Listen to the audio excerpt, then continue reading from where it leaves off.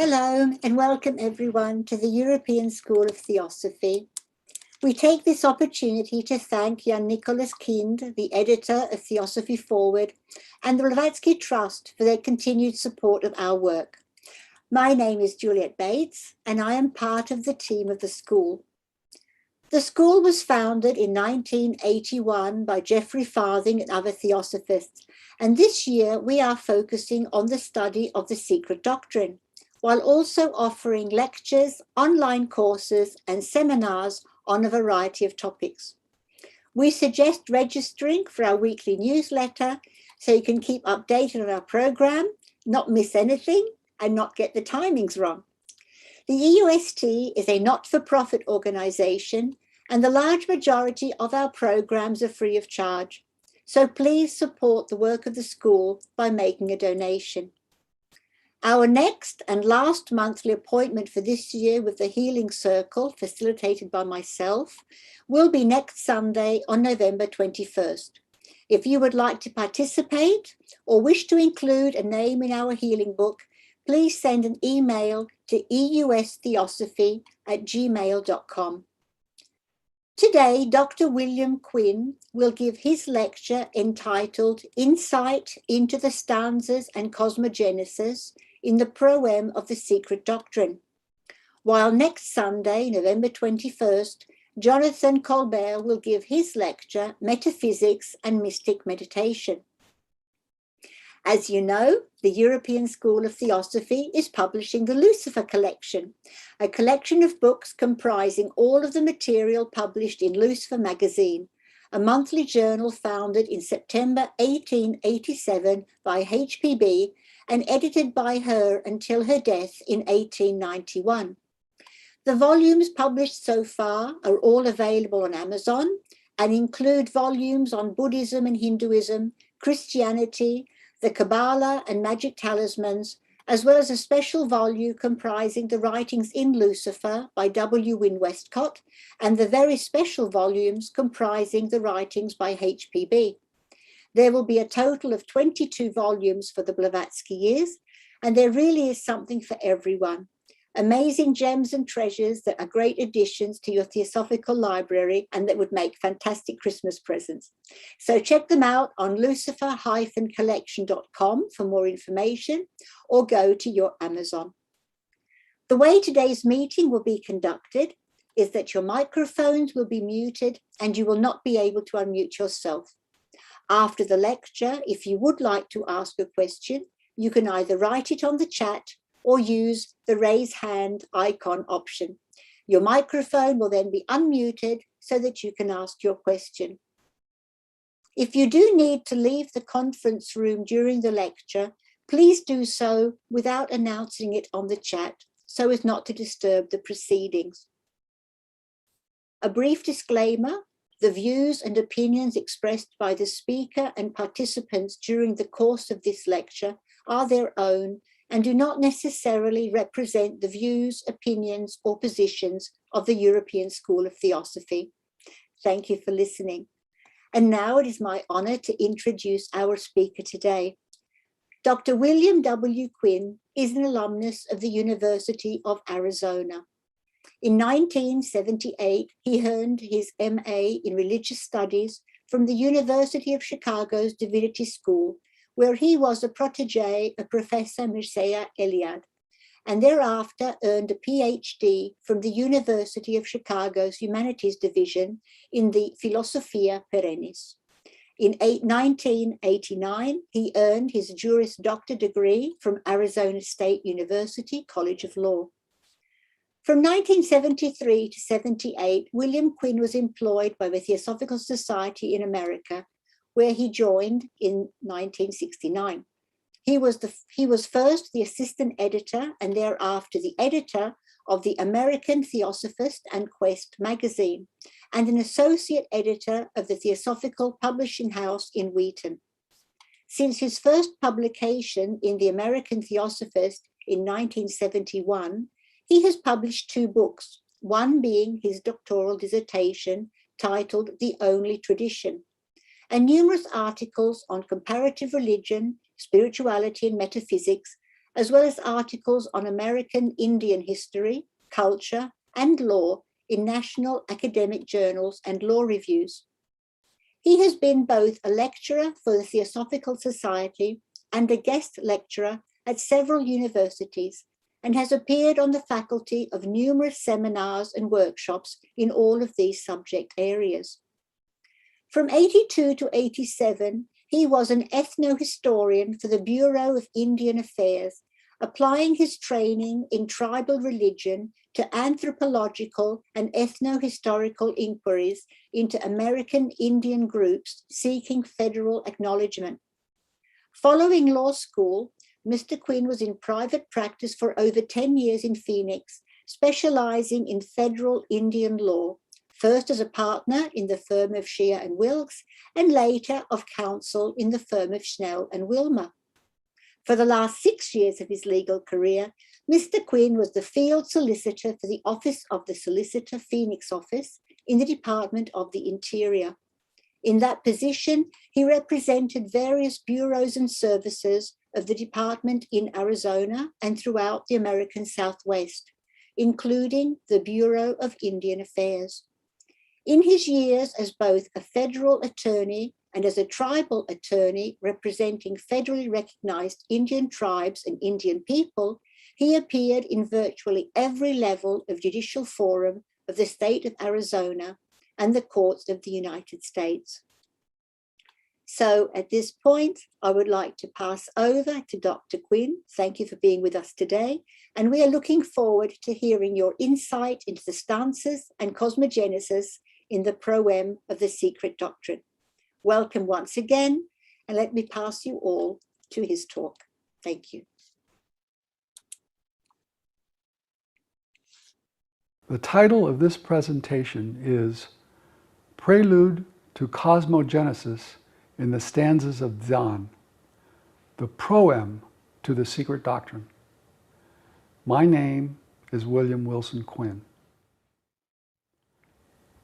The substantive contents of Volume 1 of The Secret Doctrine by H.P. Blavatsky, or HPB, as published in 1888, are preceded by a 2-page preface, a 30-page introductory, and a 24-page proem, all written by the author.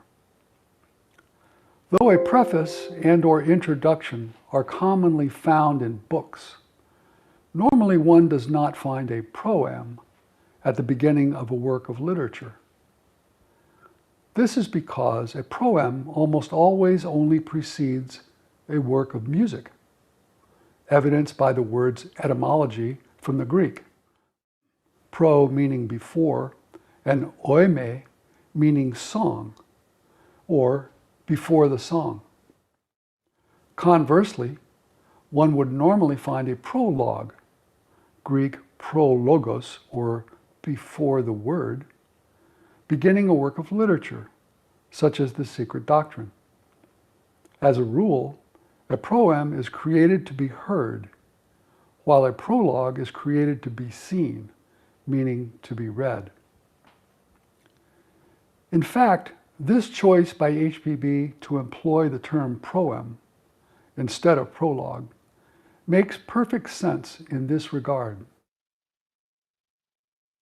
The ancient stanzas and slokas that comprise the stanzas of Dhyan, as found in the books of Kyuti, likely formed a sacred hymn of creation, chanted or sung by its progenitors from an archaic culture having an oral tradition.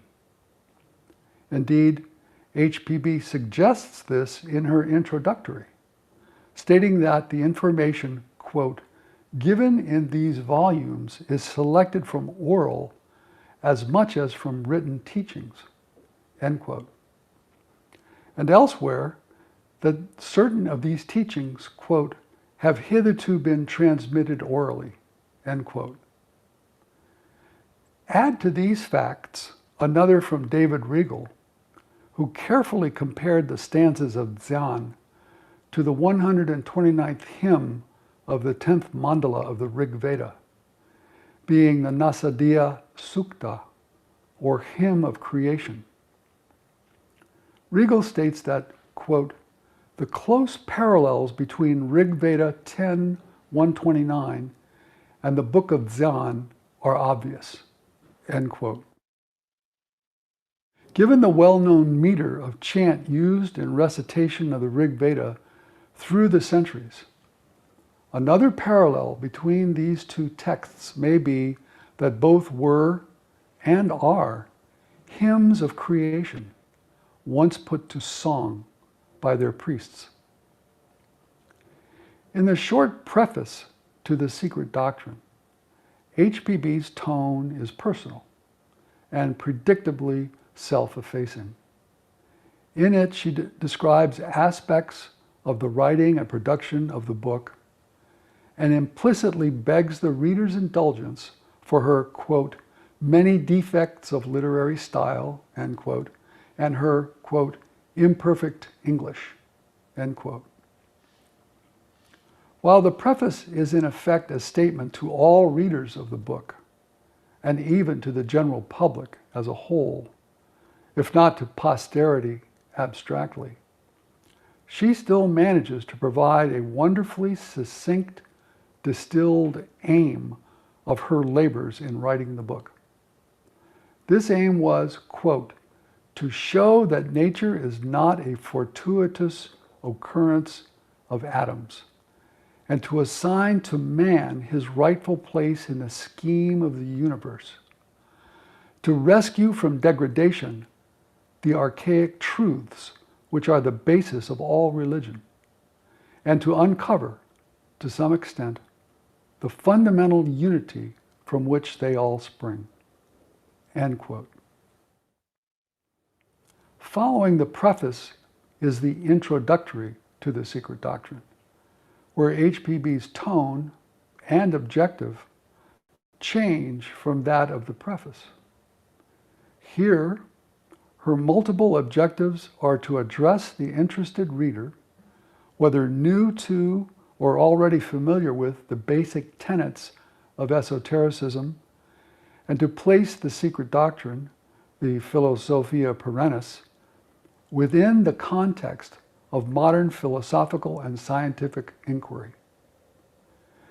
HPB's writing style here is customarily didactic, as we see in most of her writing, and evidences a command of the best and highest expressions of such philosophical and scientific inquiry of her day. Yet, in addition to being didactic in style, her tone is also preemptively polemical, seeking to convince her audience at the outset of the merits and truth of the ancient wisdom, while at the same time showing the deficiencies of empirically materialist analysis and positive thinking about those same merits and truths by her critics.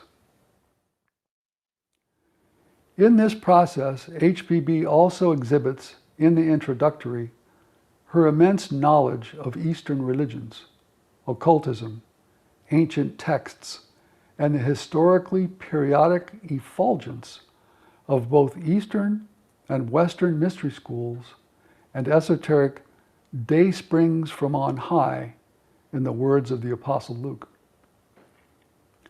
She then shows their relevance to revolutionary changes in the modern thought of her time. Quote, thus, she concludes, the past shall help to realize the present, and the latter to better appreciate the past. And so the errors of the day must be explained and swept away, end quote. Finally, in the Proem to Volume 1 of The Secret Doctrine, HPB's relationship with her readers shifts yet again, and she becomes our teacher of esoteric principles and, in a sense, our guru. Speaking figuratively, this shift is something like a departure from the profane and toward the sacred, or from the clinical and toward the ritual. Here, she addresses her readers less as the general public, or even as interested investigators, but rather more like those individuals who comprise a nucleus of resolute seekers of truth in a brotherhood and sisterhood of humanity. HBB's tone in the Proem is no longer polemical, but straightforward and heuristic. Her presumption is that none of her readers at this point is questioning the probity of the stanzas or of the book itself or the esoteric first principles upon which both are based, but are instead reading it to learn and to learn eagerly. And so HBB responds in kind to this thirst for esoteric knowledge, first by translating the stanzas into modern English, and then adding long and detailed commentaries to help explain them. All this we know because she says it. Quote, "This work was written for the instruction of students of occultism," end quote. And while she may have been referring to the secret doctrine in its entirety as a book, this quote appears on the last full page of the Proem, and so in the same way may be used to differentiate the Proem from either the preface or the introductory. And so now we will turn our attention to the historic context of the secret doctrine. HBB placed an epigraph at the beginning of Volume 2 of the Secret Doctrine, pregnant with meaning and drawn from the Gospel of John, chapter 7, verse 16, in which Jesus says, quote, "My doctrine is not mine, but his that sent me," end quote. Since his Father, or God, sent him, the doctrine to which Jesus refers is thus not his, but God's doctrine. In less anthropomorphic but more esoteric language, the actual doctrine being referred to here is the ancient secret doctrine, the Philosophia Perennis, or Theos Sophia, God's wisdom, or doctrine, true now as always, immemorial, immutable, and universal. Because of these attributes of immemoriality, immutability, and universality, this secret doctrine, or ancient wisdom, has always accompanied humankind through its entire spiritual evolutionary journey.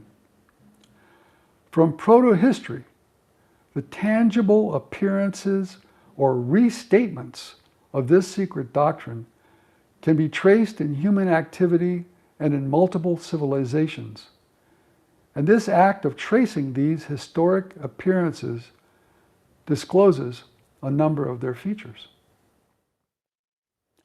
Owing to the variable times, conditions, and cultures in question, the overt manifestations or appearances of the secret doctrine typically differ.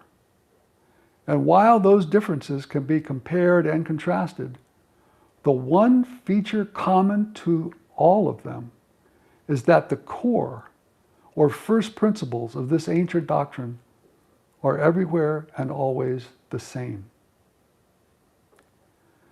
The variations or differences referred to appear as the level and degree, greater or lesser, of the metaphysical principles revealed, the extent of impact or influence of the doctrine's principles upon the society or culture in question, the duration of that impact or influence upon a particular culture, measured perhaps in decades or centuries, the amount of evidence of the appearance of this secret doctrine that survived from the historic society or culture in which it appeared. Such evidence as sacred sculpture, shrines, temples, cuneiform tablets, hieroglyphics, leather codices, vellum scrolls, palm leaf manuscripts, and so on. In addition, it should always be remembered that the totality of this primordial wisdom has been, and is, kept safe by its guardians throughout time, among whom are the adepts who deployed HPB in 1874 to inscribe, in the succeeding 17 years, not only the secret doctrine, the book, but all the other of her profound writings for the benefit of humanity. This placement of the historic restatements of the secret doctrine in specific temporal and societal contexts is evident in much of what HPB and the adepts wrote generally. But it is also captured in the Proem. In order of their placement in the Proem, she begins by noting that almost 5 centuries before Christ, Leucippus, the instructor of Democritus, promulgated the esoteric teaching that space was eternally filled with atoms in ceaseless motion that eventuated in their rotary and orbital actions. HPB adds that nearly 2 centuries later, the Greek philosopher Epicurus taught the same, as did the Roman philosopher Lucretius 2 centuries after that. This brief discussion in the Proem of a Western appearance of esotericism from 500 to around 50 before the Common Era is followed in the Proem by reference to the esotericism of the Svabhavikas, whom HPB describes as, quote, philosophers of the oldest school of Buddhism, end quote. Pages later, however, HPB makes her most pertinent statement about the manifestations or appearances within ancient religions of esotericism or the Philosophia Perennis. There she states that, quote, the oldest religions of the world, exoterically, for the esoteric root or foundation is one, are the Indian Brahmaism, the Mazdean, and the Egyptian. Then comes the Chaldean, the outcome of these being entirely lost to the world now, except in its disfigured Sabianism, as at present rendered by the archaeologists. Then comes the Jewish, esoterically as in the Kabbalah, following in the line of Babylonian magism, end quote.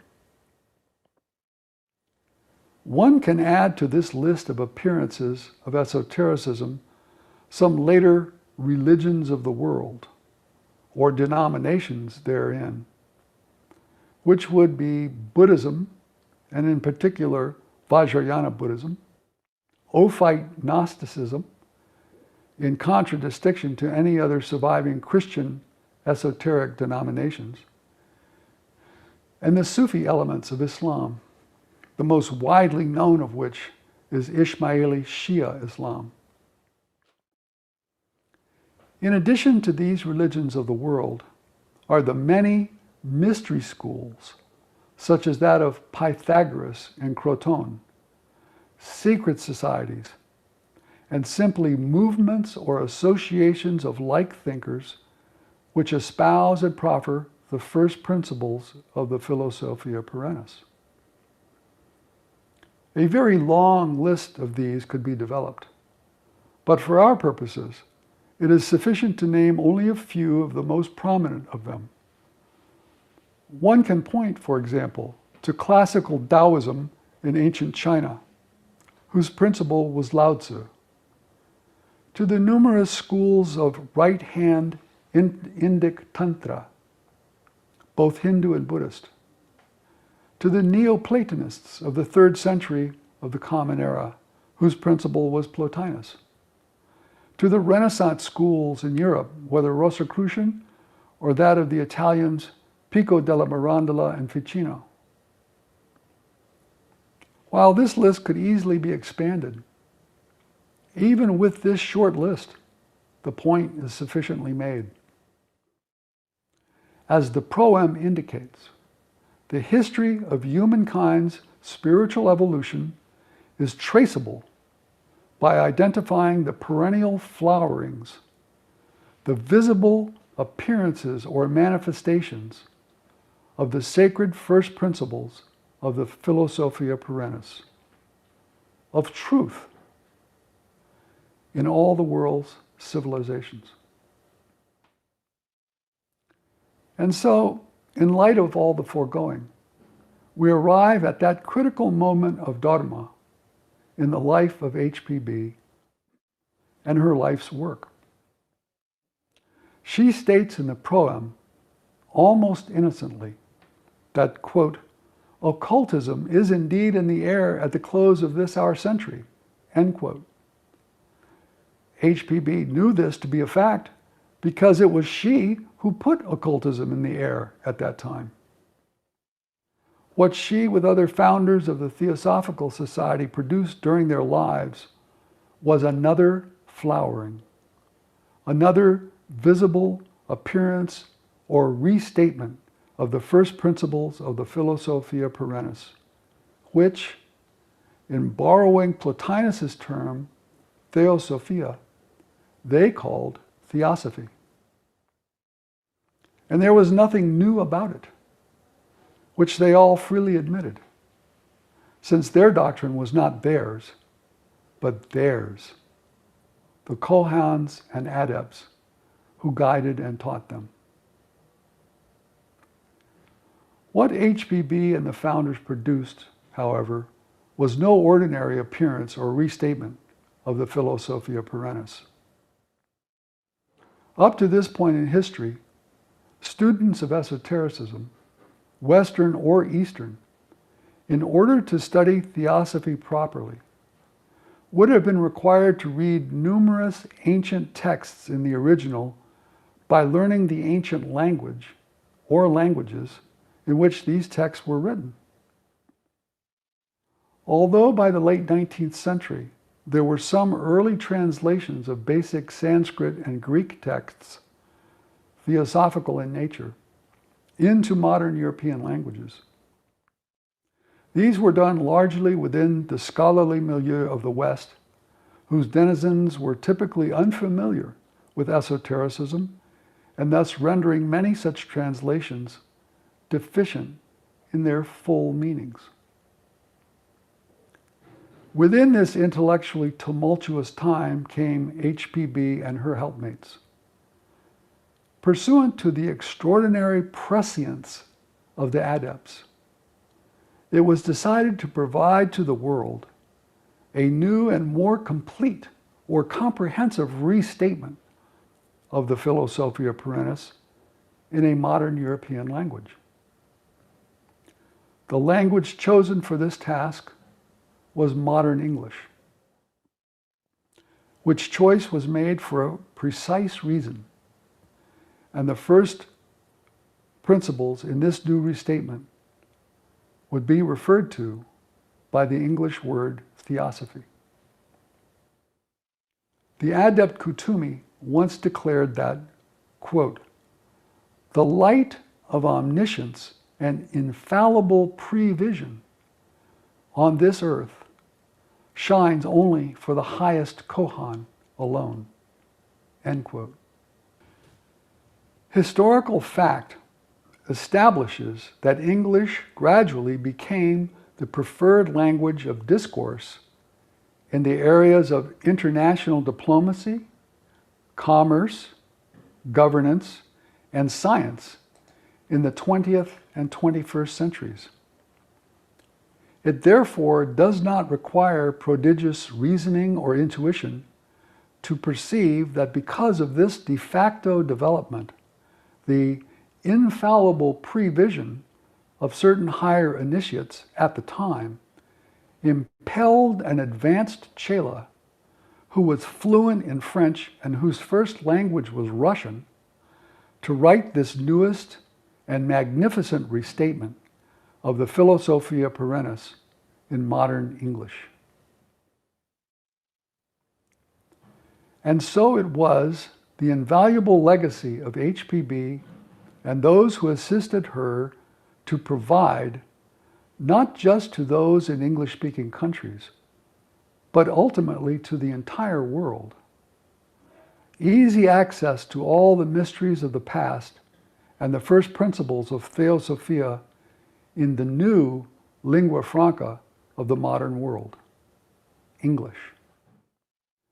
The tangible forms of this sacred legacy, this restatement, are the secret doctrine and its proem, the voice of the silence, Isis unveiled, the key to theosophy, and HPB's collected writings, together with the many letters of the adepts, also written in modern English, found in the Mahatma letters to A.P. Sinnett and in the letters from the Masters of the Wisdom, Series 1 and 2.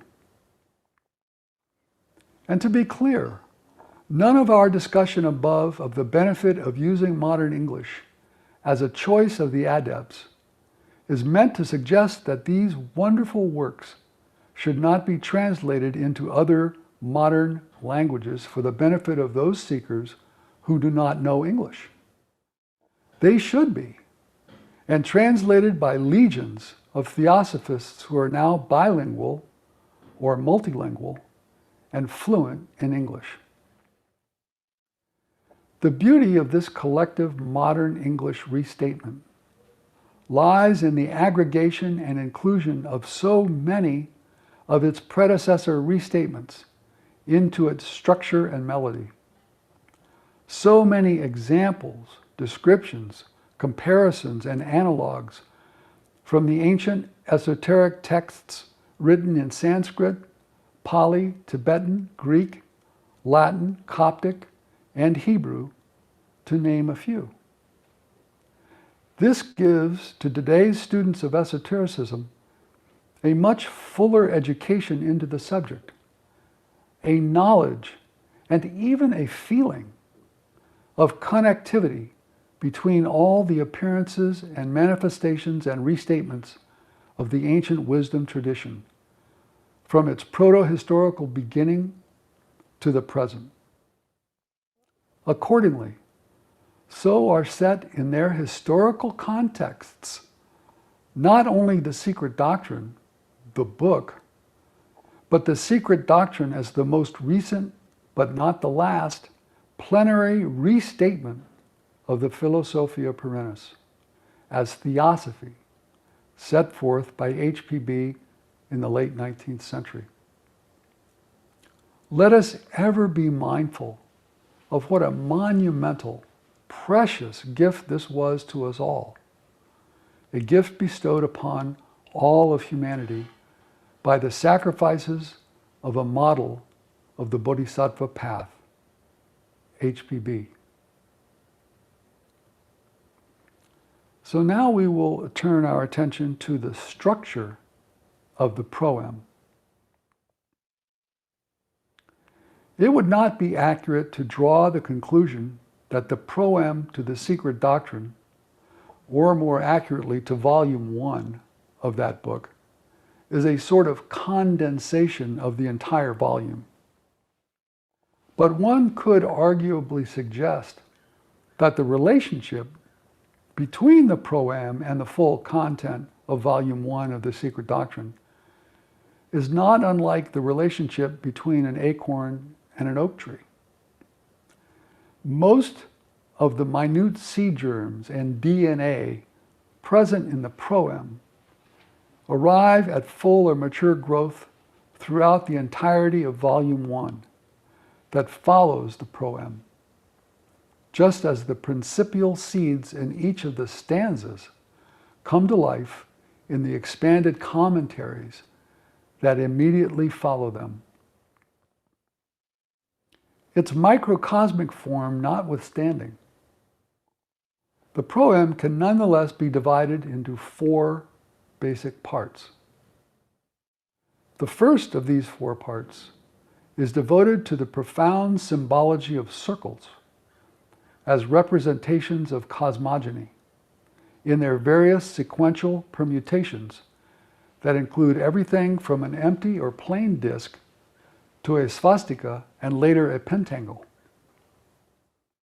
In seeking to have her readers apprehend the non-rational and ineffable metaphysical processes of creation of the universe, HPB relies on the symbolic illustrations of circles depicted in the proem to help explain the formula or sequence of the first 4 stages of creation. Quote, the first illustration being a plain disk, the second one in the archaic symbol shows a disk with a point in it. The first differentiation in the periodical manifestations of that ever-eternal nature, sexless and infinite, aditi in that, from the Rig Veda. The point in the disk, or potential space within abstract space. In its third stage, the point is transformed by a horizontal line into a diameter. It now symbolizes a divine, immaculate Mother Nature within the all-embracing absolute infinitude. When the diameter line is crossed by a vertical one, it becomes the mundane cross. End quote. HPB describes this series of changing circular symbols as appearing on the initial pages of, quote, an archaic manuscript, a collection of palm leaves made impermeable to water, fire, and air by some specific unknown process, end quote. She does not expressly state that these symbols appear within or as part of the secret book of Dzyan, as she describes it, and for which her proem is written, but one is free to intuit. The second and longest of the 4 parts into which the proem can be divided contains HPB's combined discussions of the Absolute in the forms of Parabrahm and the One All, together with a treatment of space, cosmic emergence through emanations of the Dhyani Buddhas, and the corresponding celestial beings. This second part might easily be further divided into 2 subparts, but it is preferable to avoid this and view the overall structure of the proem in its simplest light. Here, HPB escorts the reader through some deep metaphysical waters, every leader of which is a precursor to a more full and detailed explanation of the principles at issue in the substantive contents of the book. Of particular significance in this second part are HPB multiple references to Parabrahm. She observes that in the Mandukya Upanishad, we learn that, quote, Parabrahm is not God because it is not a God. It is that which is supreme and not supreme. Para avara, end quote. This last Sanskrit word referenced indicates the synthesis or coincidence of the high, para, and the low, avara. She adds that, quote, Parabrahm is simply as a secondless reality, the all-inclusive cosmos, or rather the infinite cosmic space, in the highest spiritual sense, of course, and as a passive because an absolute cause, end quote. She continues, quote, Parabrahm is, in short, the collective aggregate of cosmos in its infinity and eternity, the that and this to which distributive aggregates cannot be applied. End quote. And Parabrahm is attributeless, quote, because Parabrahm, being the supreme all, the ever-invisible spirit and soul of nature, changeless and eternal, can have no attributes. Absoluteness very naturally precluding any idea of the finite or conditioned from being connected with it. End quote. Following this discussion of the one all, or absolute, or Parabrahm, is a cryptic treatment of space, which HPB begins with the assertion that, quote, space is neither a limitless void nor a conditioned fullness, but both, end quote. This statement, which at first glance appears as a contradiction in terms, is explained by HPB as the limitless void aspect of space being an absolute abstraction that is void only to finite minds, and the conditioned fullness aspect of space being the universal, quote, plenum, the absolute container of all that is, whether manifested or unmanifested, end quote. Finally, she cites an interrogative from the Censar Catechism to complete her brief discussion. Quote, what is that which was, is, and will be, whether there is a universe or not, whether there be gods or none, question mark, end quote. The answer made, she writes, is space. The third of four parts into which the proem can be divided can best be labeled by HPB's own words. She writes that, quote, the secret doctrine establishes three fundamental propositions, end quote, and further specifically identifies in the proem by the letters A, B, and C. The first of these three propositions deals with what could be viewed as an extension of her discussion of Parabrahm, owing to its reference to the Mandukya Upanishad. Quote, A, an omnipresent, eternal, boundless, and immutable principle on which all speculation is impossible, since it transcends the power of human conception and could only be dwarfed by any human expression or similitude. It is beyond the range and reach of thought. In the words of Mandukya, unthinkable and unspeakable, devoid of all attributes, and is essentially without any relation to manifested finite being. It is beingness rather than being. In Sanskrit, sat, and is beyond all thought or speculation.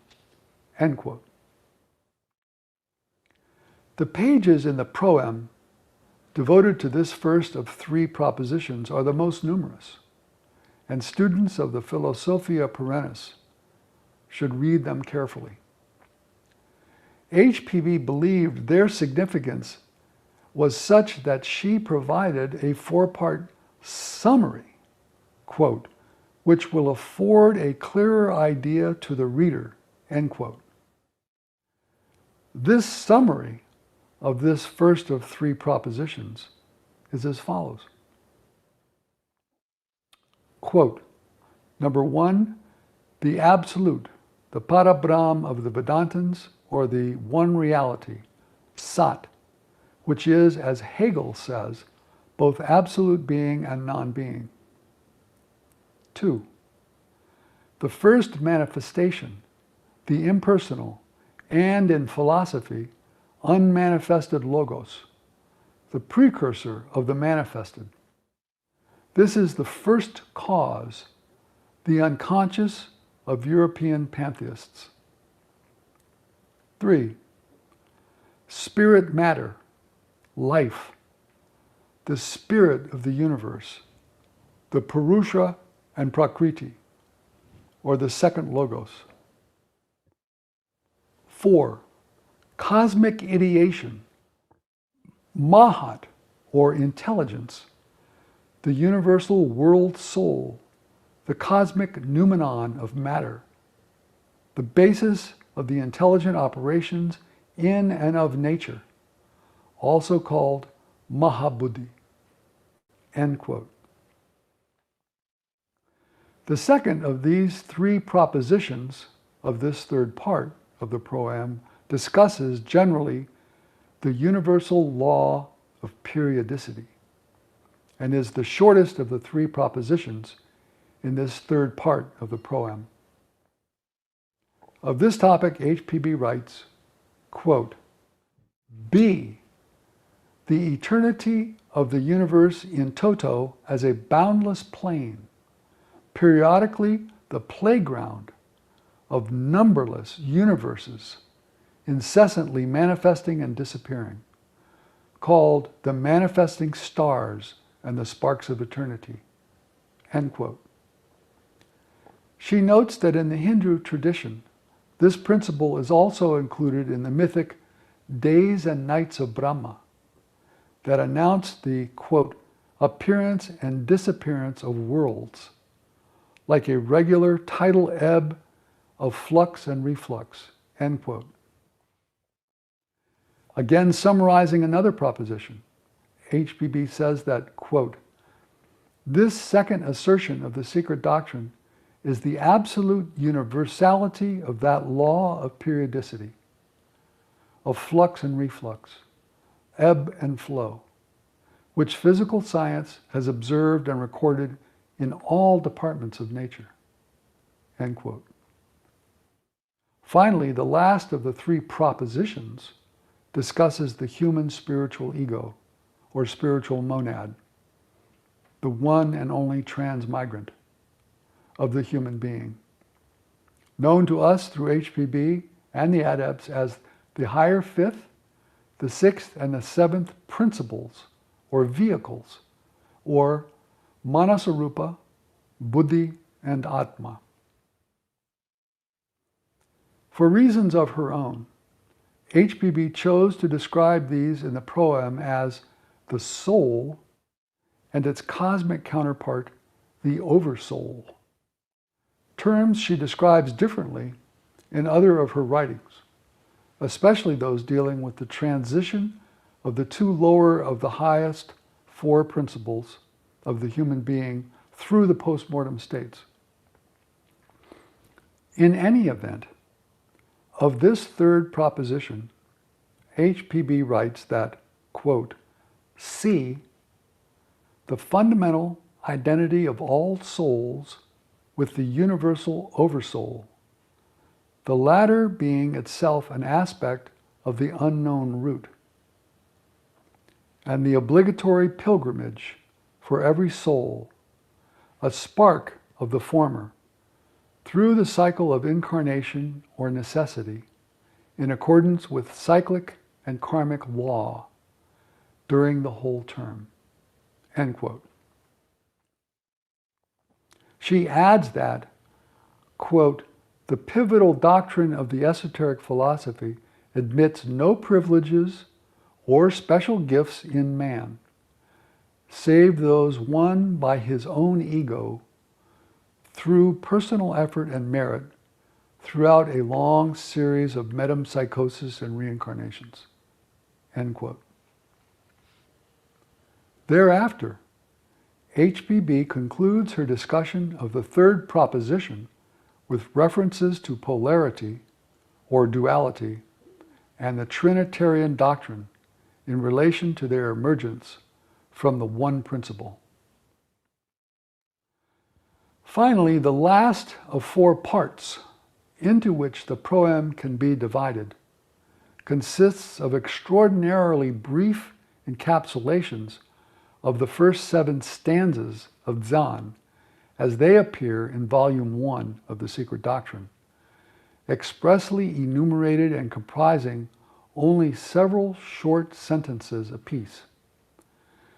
These encapsulations are, in fact, too succinct to describe them here, as any such description of them might prove to be longer and thus less succinct than they appear in the Proem. For this compelling reason, the best advice that can be given to the student is to read them for himself or herself, preferably prior to reading the specific stanza and its commentary in full. To support this conclusion, and also to conclude this section on the structure of the Proem, we cite HPB's entire one-sentence encapsulation of the 7th stanza. She states that, quote, "Stanza 7 continues the history, tracing the descent of life down to the appearance of man, and thus closes the first book of the Secret Doctrine." End quote.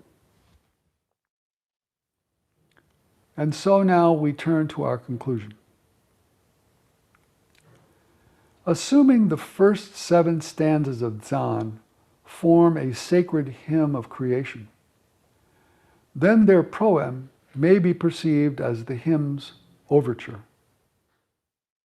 In that palatable form, before the song, it appears HPB's goal in writing the Proem was gently to ease the way of the spiritual wayfarer toward fully absorbing, apprehending, and possibly comprehending the meaning of the stanzas. Momentarily mixing our artistic metaphors regarding the Proem and shifting from music to painting, one could also view the Proem as an exquisite miniature of Volume 1 of the Secret Doctrine. Perhaps the same level of detail is not equivalent in both, but detail in the Proem is in the form of seed germs, so that virtually the entirety of the contents of Volume 1 abides in the Proem as a miniature.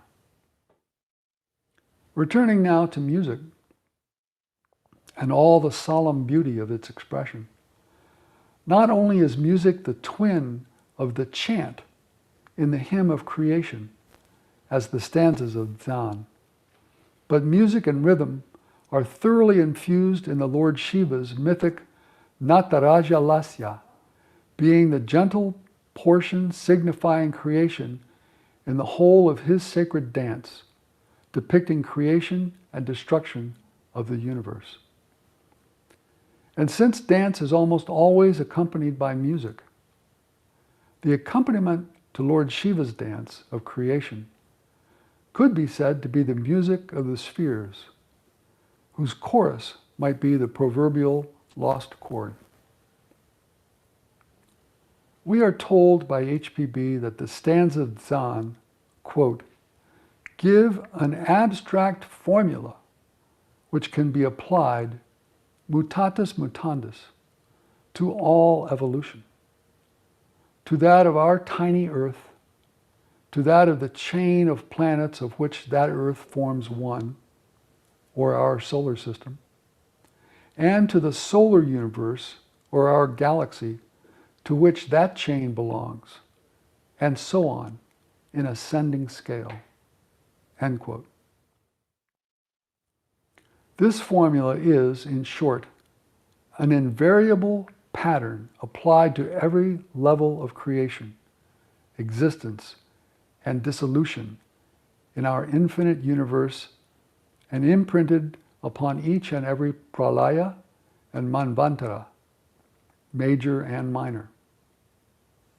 This same formula, this pattern, replicated in miniature as the core of the Proem, reveals its first manifest result as two emerging from the one all.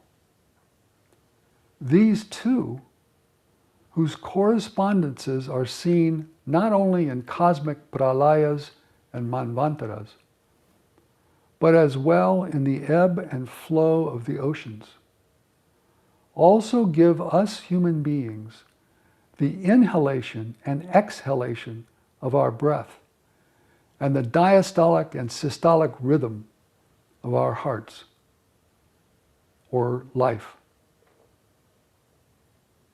Thank you for your attention.